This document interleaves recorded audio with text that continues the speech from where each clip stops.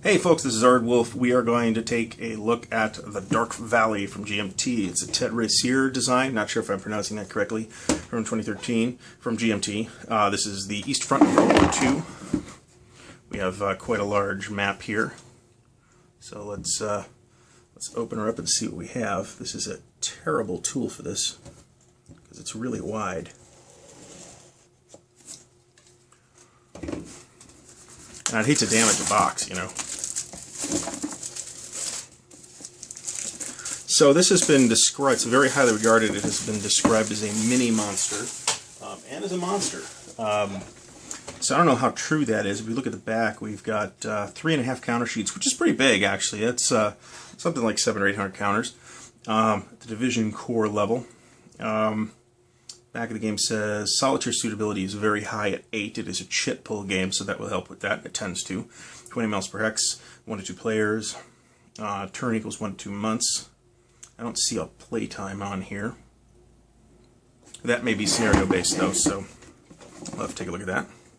So within the box, we have a pretty nice GMT style box. This is one of their sort of thinner boxes.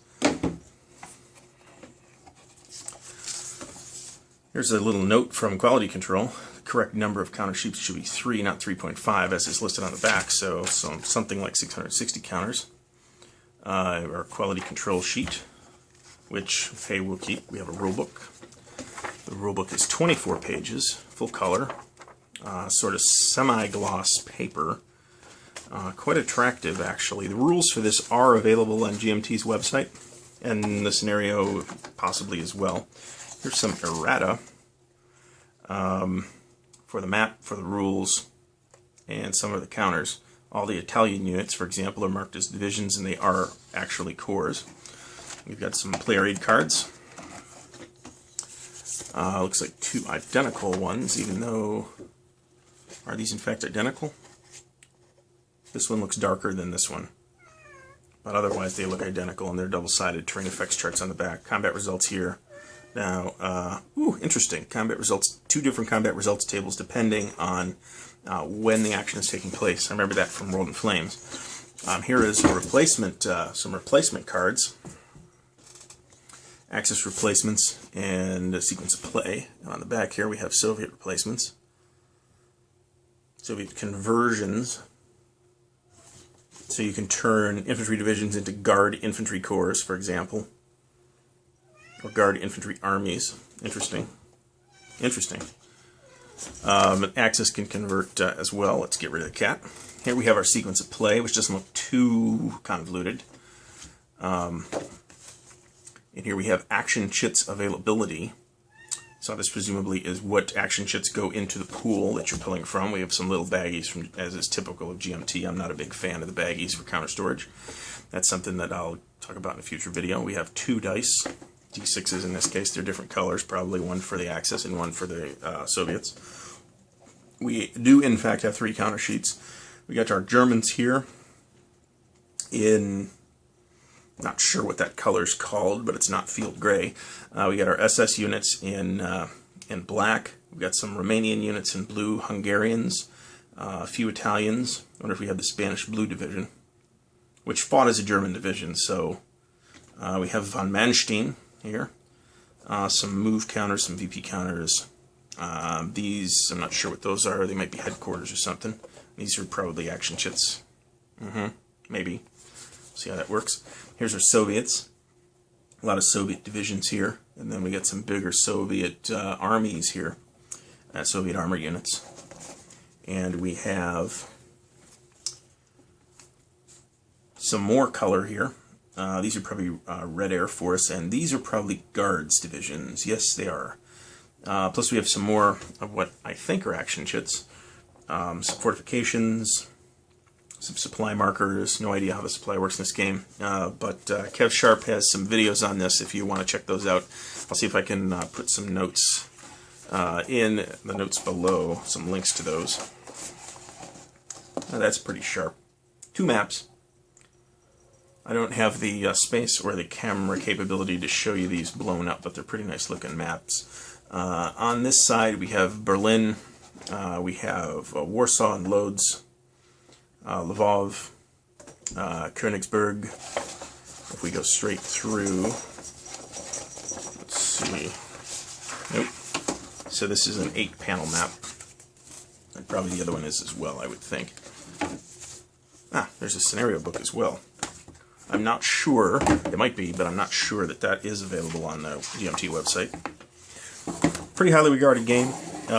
East Front, there's a game, The Dark Sands, which is on the P500 right now for the same system, or a related system at least, in North Africa. Here we have the eastern side of the map with Stalingrad down here on the Volga. Some marshes. We have Moscow up here, and we should have, it looks like St. Petersburg's on the other side, or Leningrad at the time. Kharkov. A bunch of other Russian places that I can't pronounce. Crimea. We have Sevastopol. Presumably this is some kind of fortress here, because there was a siege of Sevastopol. So nice looking. I like the black framing on the map. I think that makes it look super sharp. I'll see if I can get this set up. This table isn't even big enough, so this is something that's going to have to wait. I don't really have the space to set this bad boy up at the moment. But I do have, I have the space. It's just that I don't have the table set up. So let's put her away. And we may do some videos on this too, depending on how the scenarios work. I do not know how big or small the scenarios are. There are 4 scenarios: Operation Barbarossa, Fall Blau, Operation Citadel, and Operation Bagration, which I think is a Soviet counteroffensive. So here we have Barbarossa. So Case Blue is probably the small one. The start line for the scenarios are actually shown on the map. So, scenario book is quite attractive, actually. I don't know if you'd consider this full color. It's more like 4 color. But it's pretty good looking as well. And we have some designer notes from Racier. Yeah. And we have an example of play. I always like to see this kind of thing. Watching playthrough videos on YouTube. It's super helpful for me to have this kind of thing to learn the game from. It really helps. It really helps me, let me put it that way. I don't vouch that that's the case for everybody. So probably, organizationally, this is going to go into counter trays. It looks like I can get 2 counter trays into this box without too much trouble. That would be my guess as to how this will get set up. But I could be wrong. We'll see how it works. I'm definitely not going to use these baggies. I don't like using baggies. I think they're either you don't have enough of them, and you have to open them up and pick through counters in a specific baggie anyway, or you have too many of them and you have this giant pile of baggies in the box that you then have to pick through to find what you need. So I'm a counter trays guy. Depending on the game, though, it does depend on the game. There are some games, including GMT Zone, Napoleonic Wars, that I do prefer to keep in baggies, because you're pretty much going to say, here's the French pieces, and hand the French player those pieces. So, the Dark Valley, super excited about it. Hopefully we'll see some more video on this pretty soon. Thanks for watching.